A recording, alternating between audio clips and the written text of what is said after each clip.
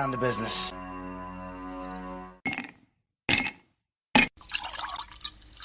That's the nectar of the gods, baby. Hello, everyone, and welcome to the number one liquid-fueled, liquid-lubricated show on the interwebs. This is the Whiskey Musings broadcast, and I am your, shall we say, extremely proportionated host, Rick. Sorry, I'm feeling a little good. I apologize for being a little bit late tonight. I was just finishing up dinner before I hopped on to the stream, and I was kind of running a little behind. We had some things happen this week that kind of made me question a couple of things, and I thought I'd bring them to you just to kind of discuss a little bit. And you know, maybe it was something that you didn't see, maybe it was something you saw, but I wanted to bring it to you and discuss a little bit. Mainly it has to deal with, with truth, lies, and then of course there's also videotape. The title of the program. So before I get into that, though, I do want to thank all of my subscribers. I hit 40 this week. I popped up and then I dropped one and then I popped back up again. So I appreciate that. As always, I appreciate all of my subscribers. I appreciate all of my listeners. I appreciate the live streamers, the people that come and join the live stream.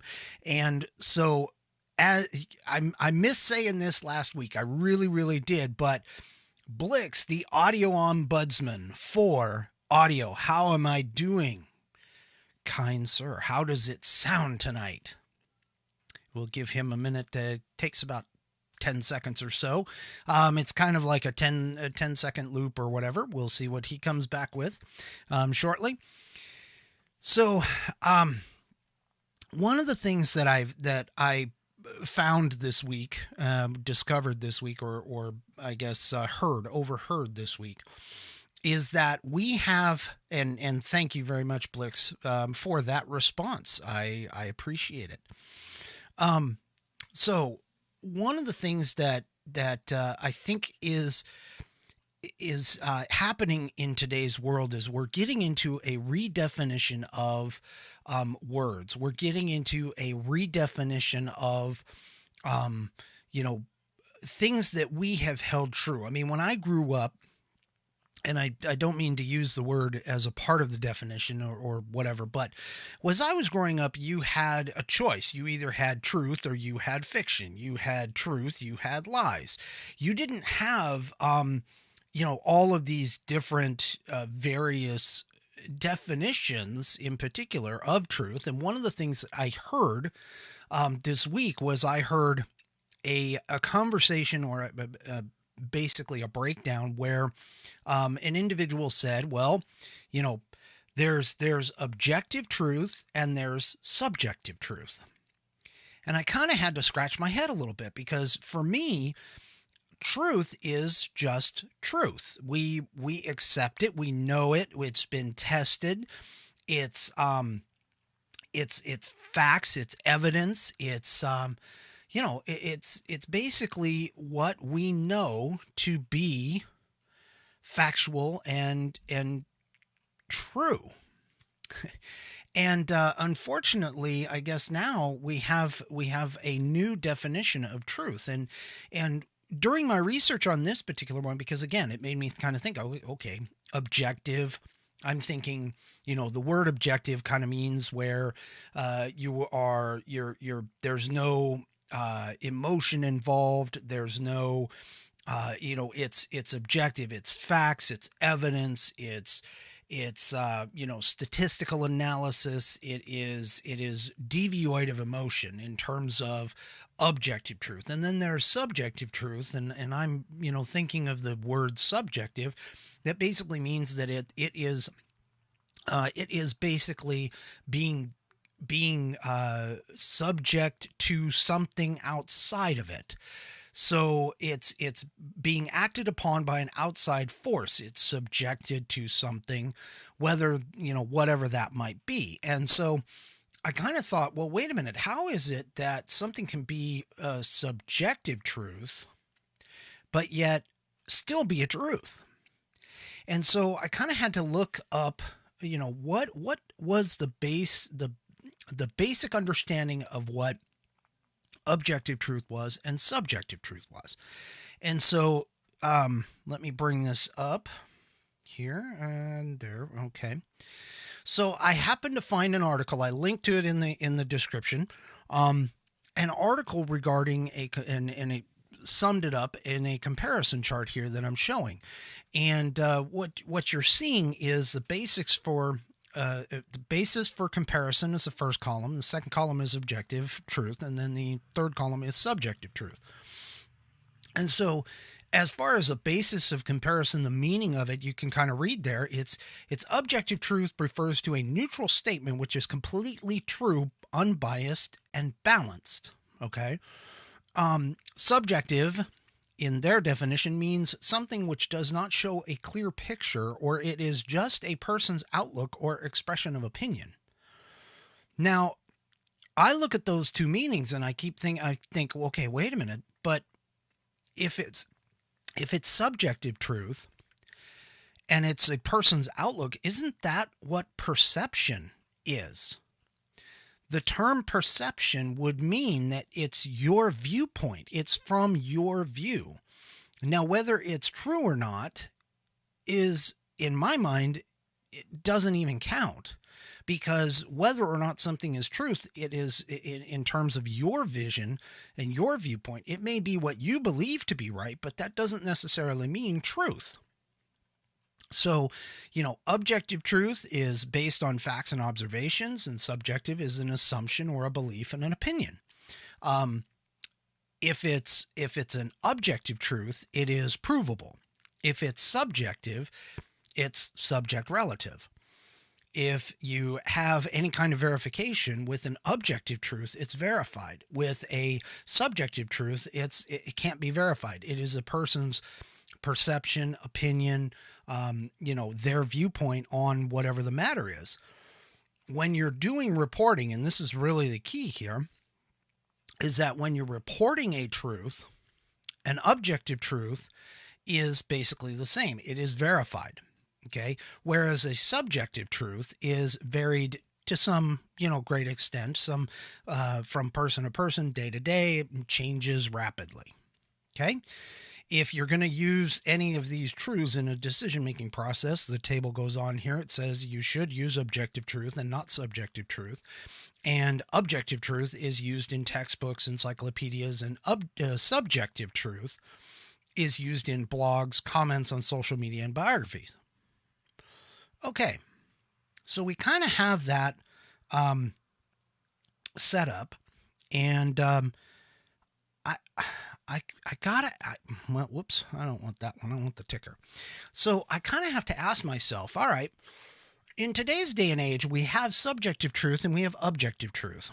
Which one do the mainstream media use? Because back when I was in school and growing up, the idea was the mainstream media was a objective truth seeker, meaning that they are looking for the actual truth, not something that is colored by their own bias, not something that is colored by their own perception, not something that is colored by any other outside force, as I was pointing out earlier. So if our news media is to be believed, they should really be focusing on objective truth and not so much subjective truth. We've got a lot of different things that are going on in this world, and especially things that have happened in the last week or two where, and I've spoke about some of them, where you look at objective truth, you're looking at facts, evidence, numbers, statistics, things that can be proven, and when shown to most people who are not under the guise of subjective truth, would sit there and say, "Oh yeah, well that makes sense. That's true." Because again, it's facts, it's factual observations, it's numbers, it's values, it's whatever it takes to be truthful to the number of people who are looking at it. But yet we have a lot in today's day and age, and especially with the mainstream media and other media outlets, where there is subjective truth. And I think it's very important that we sit down and we figure out, when we're reading an article, looking at a study, doing something along those lines, that we take a look at what it is that they're trying for. Are they going for objective truth? Are they going for subjective truth? Realistically, we shouldn't even be talking about it, because in my mind, truth is truth. Truth is objective. It is facts. It is provable. But apparently, nowadays, there is a new definition out there that you have subjective truth. An article that I was reading while researching this,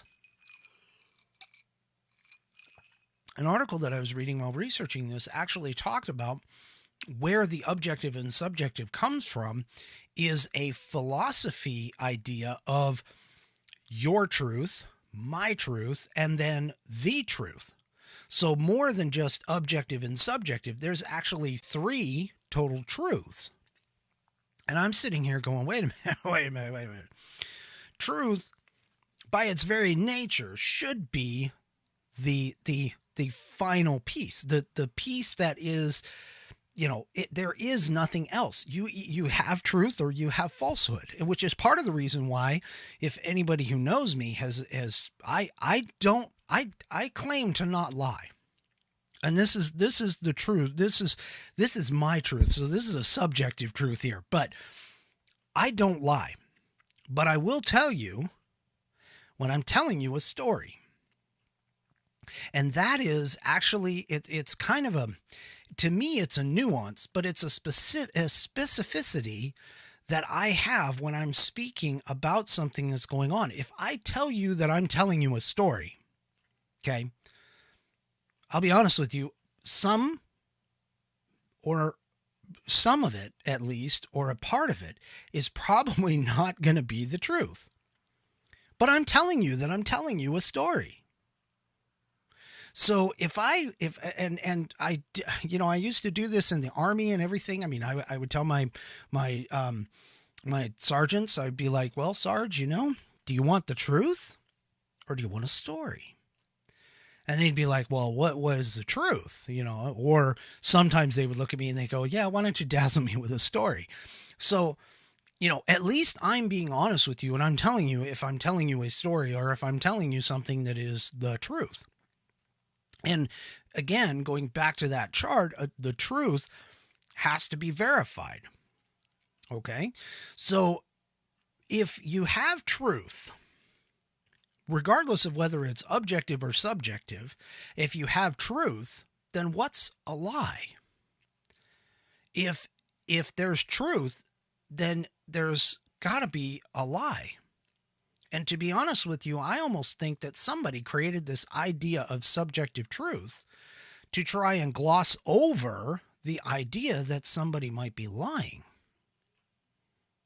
Because of the fact that you have the objective truth, which is the truth, the facts, the verifiable, it's provable. And then you have the subjective truth, which can be altered depending upon the individual's outlook, the expression of their particular opinion. So based on this and looking at these 2 definitions, I am really, really, really going to encourage you, if you're a watcher of my program, that you need to focus on objective truth and not subjective truth.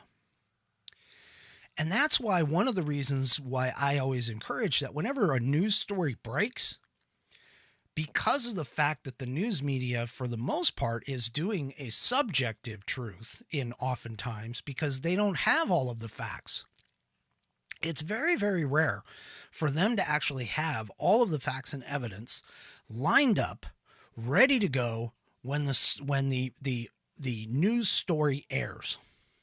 And more often than not, what you're going to find is you're going to find that they're going to issue changes, addendums, retractions, and so on and so forth, but they don't necessarily, shall we say, advertise those. Because their idea is that, hey, if you trust me, doesn't matter what I'm telling you, but you should trust me. And so I always try to wait. I always try to wait and see. And what could be potentially sounding good may not quite be that way. Okay, so here's an example of this. And this is actually kind of interesting because, there's been so much information out there in the news media where they've been talking about, the Capitol Hill riots. Okay, so once again, I'm going to clarify my position.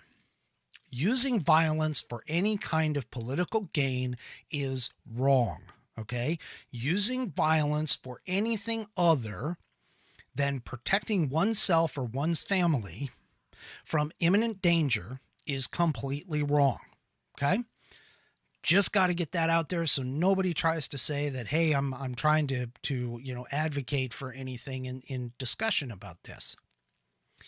So even though I understand the reasons why the Capitol riot on January 6th of 2021 occurred, I do not agree with the method by which those people did what they did. Okay.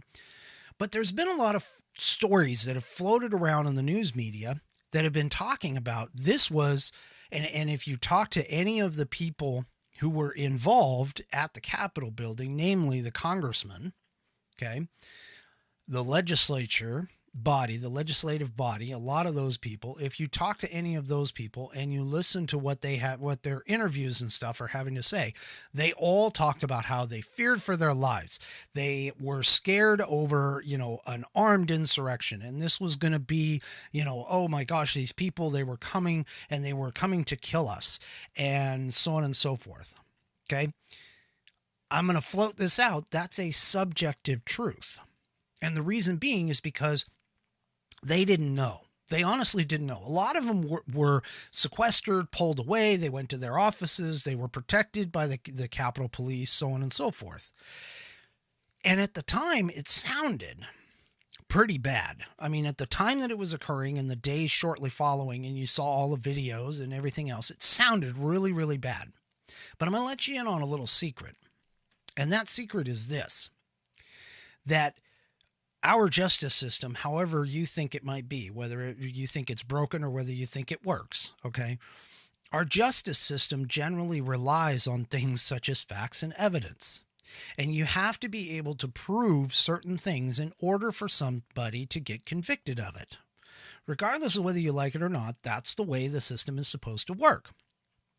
So, if these people were coming to actually do a thing like a rebellion, as everybody has been saying that this was going to be the case, you would think that the prosecutors who are after these people and have actually arrested some 400 of them that have been arrested to date. They're still looking for some people, but of the 400 that have been arrested, you would think that they would be bringing the charge of either insurrection, or I think it's actually the term is sedition.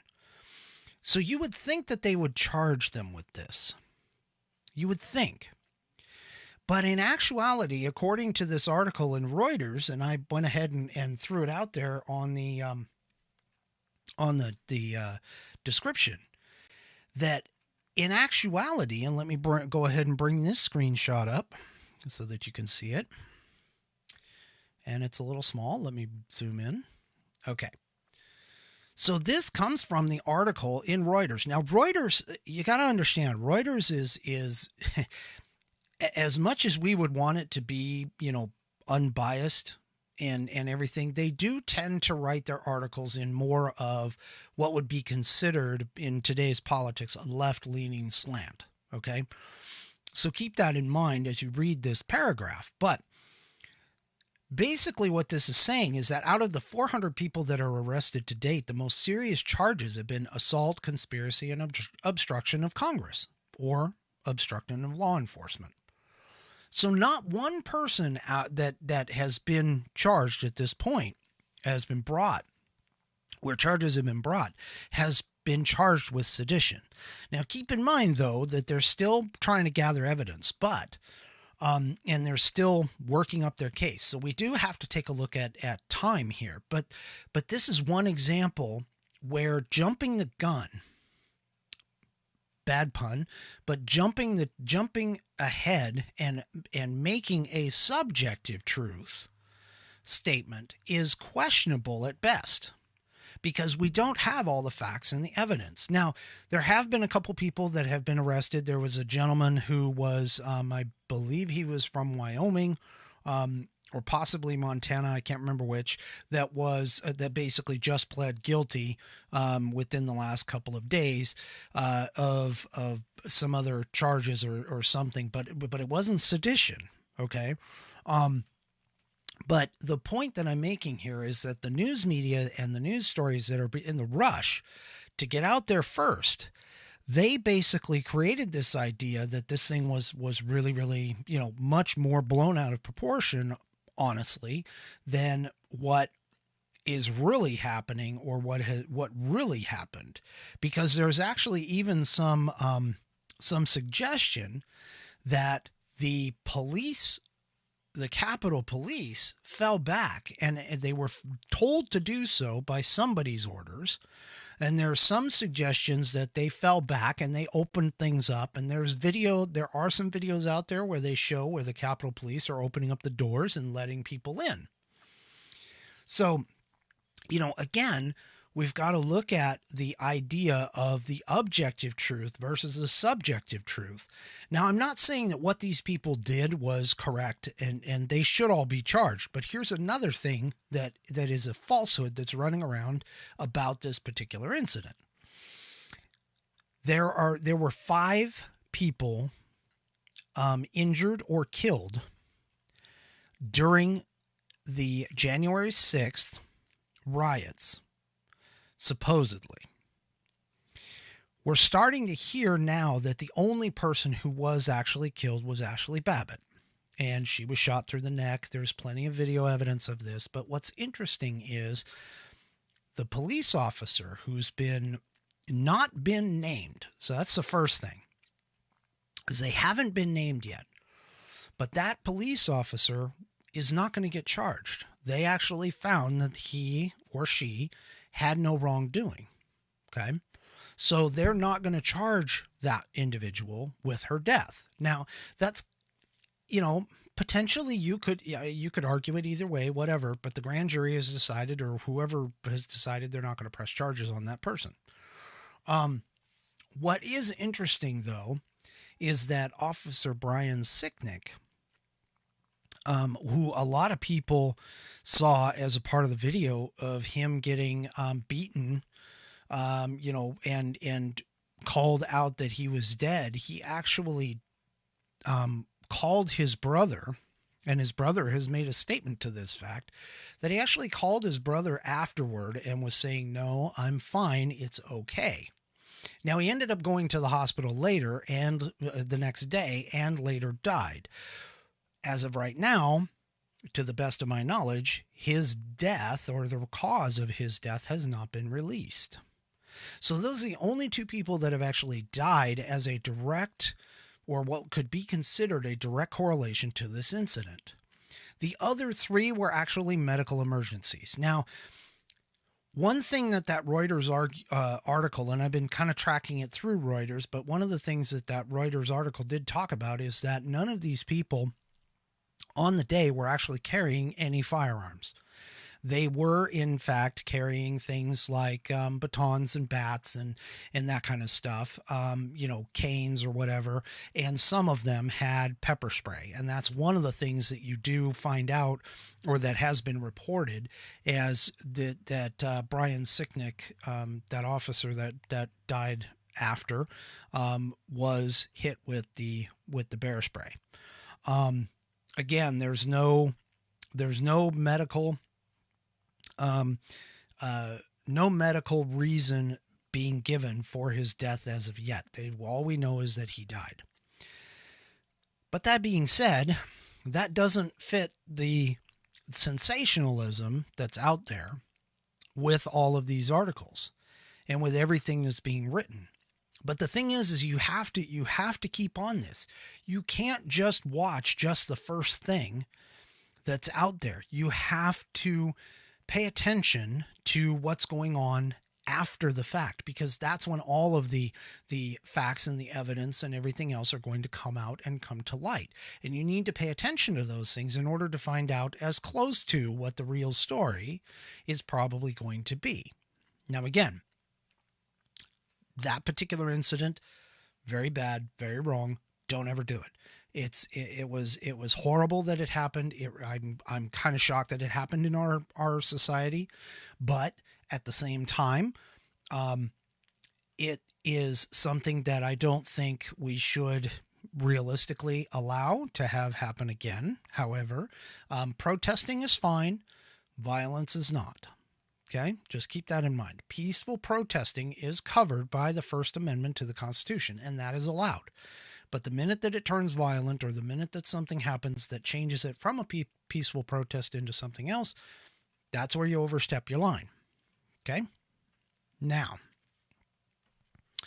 another thing that came out earlier this week was conversations about, if you'll remember the articles and stuff that were running, Trump was still in office. There was an accusation of the fact that he didn't do anything about Russia paying off Taliban people to kill American soldiers.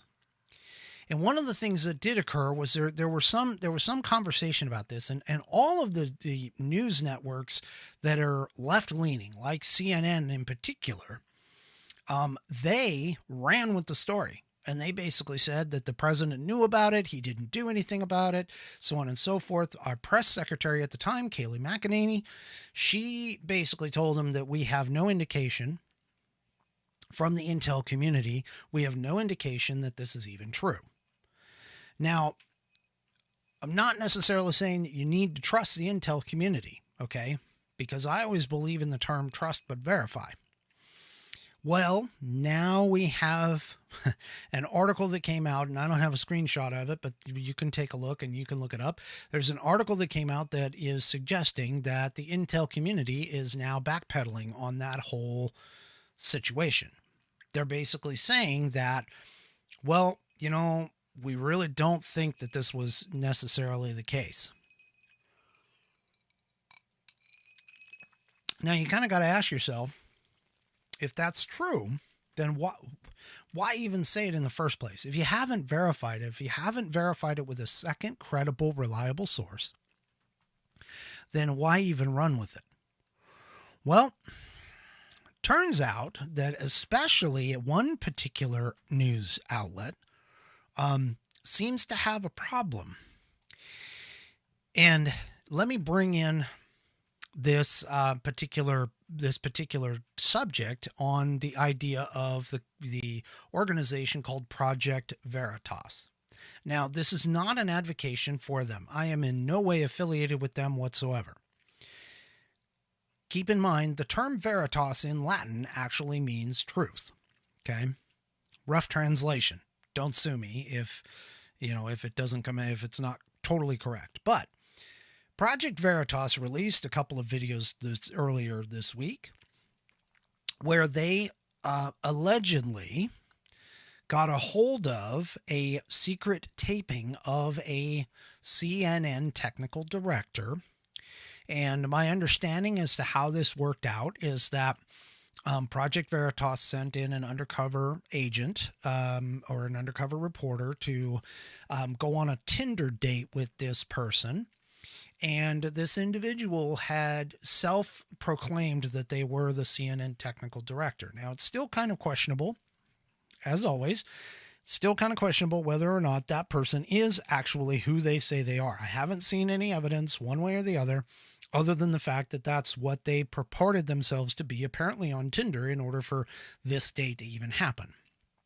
But during the course of the 2 or 3 or 4 dates that these individuals went on, there was some damning recordings that were made where this technical director was basically saying that they would put Joe Biden in a favorable light, meaning that they would show him to make sure that he had, aviator glasses on and that he looked more youthful. The correct term that he used was a youthful geriatric. And yes, that is a quote. That's in quotes, a youthful geriatric. Now, he also claims that he believes 100% that it was CNN that actually undid the president, the voting for the president at the time, to get Donald Trump out of office. And he fully credits CNN for doing so. Now, that being said, it's kind of interesting that he, first of all, that he would even claim this. And I'm sure that they have a bunch of technical directors. I'm sure they don't have just one. However, this isn't the only news media outlet that Project Veritas has gone after. Now, we already know from the CNN coverage of Nick Sandmann, the young man who was face to face with the tribal elder, and CNN defamed him and so on and so forth. He was from Covington Catholic, I believe it's Covington Catholic High or Covington Catholic Church or something like that. They were on a church group trip to Washington, D.C., and they were basically confronted, for a lack of a better term, by this Native American group, and Nicholas Sandmann didn't know what to do. He kind of just stood there. He had what was reportedly a smirk on his face, and anyway, he ended up settling out of court with CNN for, I think the tune was something like $25 million or something like that, maybe more. Maybe it was $250. I don't remember, but I don't remember the specific amount, but he won that case, or they settled the case. Now, you see this tape and you look at this and you look at how their news media coverage of Trump during Trump's presidency, and you look at their lack of coverage in some cases about the Biden presidency, and you can see where this would be considered more propaganda. And they, by their own admission, say that they are the most trusted name in news. I'm sorry, but they're not. Okay. However, they are pervasive everywhere. And to be honest, after that tape came out, I've seen other articles where they are claiming something like 60% of their viewers are no longer watching them, which is actually, in my opinion, pretty dang good. I mean, if your job is to bring objective truth to the American people and give them the facts and the evidence of everything that they have, then that should be your focus, your main focus. You don't need to be biased. And unfortunately, they have basically admitted it at this point, or at least an insider has admitted that there is a potentiality for the fact that they would make up stories about stuff. So, looking at the news media today, I tend to think that just about anything out there, and there's some news sources that I listen to or that I watch and I appreciate, but I also make sure that that I understand that the potential viewpoint of those individuals can come into play. So, and this is true across all, whether it's CNN or MSNBC or, Ben Shapiro, Dan Bongino, any of these people that are out there in the news media, they all potentially have a bias. And so some of this stuff, regardless of how well they might bring it out, it's still subjective truth. It is not necessarily objective truth based on the definitions.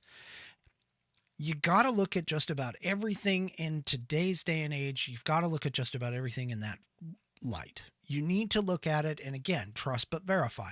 Trust that it's there, verify that it isn't. Now, here's something that's kind of interesting.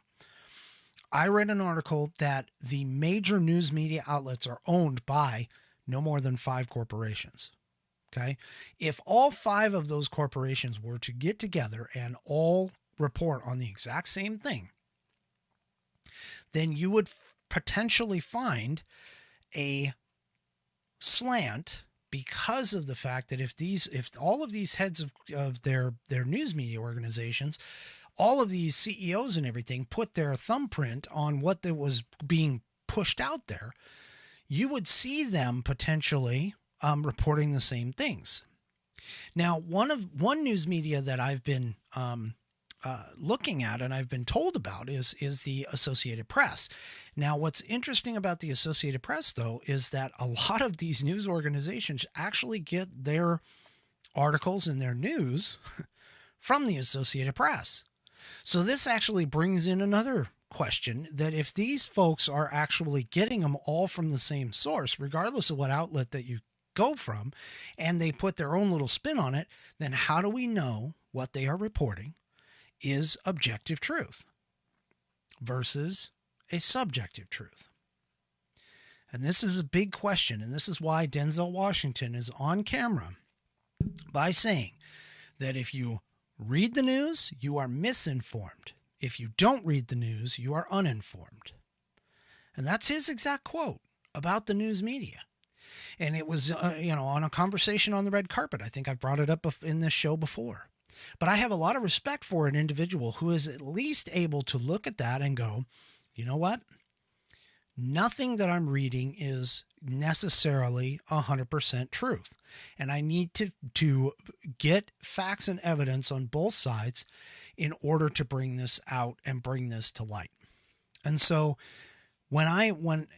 as tragedies and things unfold and the stories come out, what I like to do, and I recommend that you look at your own methodology of doing this, but what I like to do is I like to wait until the facts present themselves over time, because typically the first gut check, the first story that's coming out is more likely to be a fabrication or a bending of the facts, because they don't have all of them at their hands at the time. Objective truth versus subjective truth. You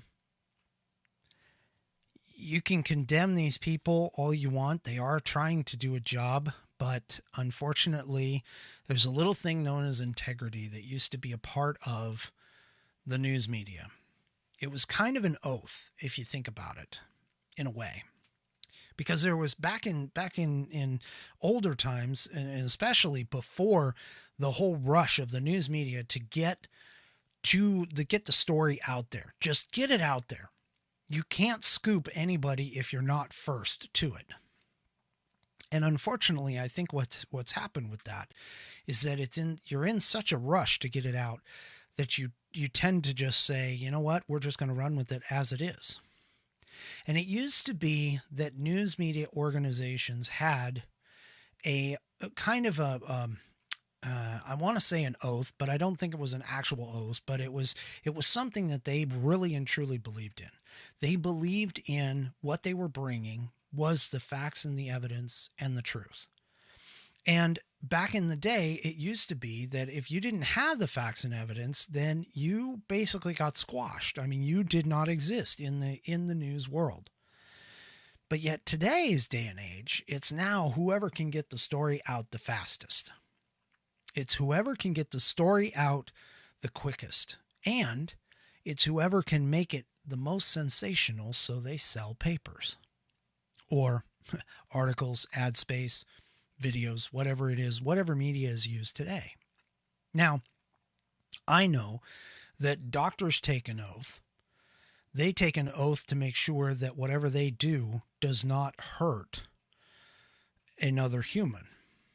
Okay? I know I took an oath when I went into the service. It was my oath of enlistment. And I know there are people who we all take oaths on a day-to-day basis. we don't realize that we do. But if you look at the bottom of any kind of legal document and it says, I solemnly swear or affirm that the above that I've written is true and correct, and so on and so forth, I think we've kind of gotten away from the idea of what truth actually is, because of the fact that we've allowed this separation of truth into these two parts. I think subjective truth really is more a definition should be that it is more of a perception. It's not, we can't call it a truth, because a truth, no matter what, in my eyes, is got to be the actual evidence, the factual evidence, the irrefutable, substantive, provable fact.